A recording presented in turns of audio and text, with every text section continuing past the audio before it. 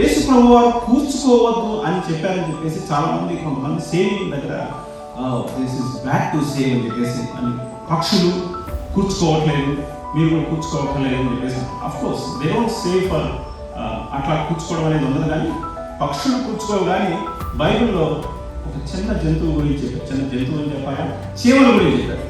చీమలు కూర్చుకుంటాయి. ఎందుకు కూర్చుకుంటాయి? వర్షాకాలం వచ్చినప్పుడు మనం చేయలేము కాబట్టి. యోసేపు ఏం చేశాడు?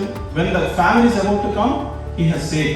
సో ఫ్యూచర్లో కొన్ని ప్రాబ్లమ్స్, కొన్నిసార్లు ప్రాబ్లమెటిక్ టైమ్స్ ఉంటాయి. అట్లాంటి టైమ్స్లో ఇప్పుడు వచ్చే ఎర్నింగ్స్ని కొంత సేవ్ చేసుకోవడం అనేది సంథింగ్ రాంగ్ విత్ దాట్.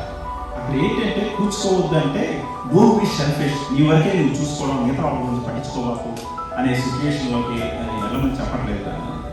అట్లా ఉండదు, కానీ చేయగలిగినప్పుడు సహాయం చేస్తాము.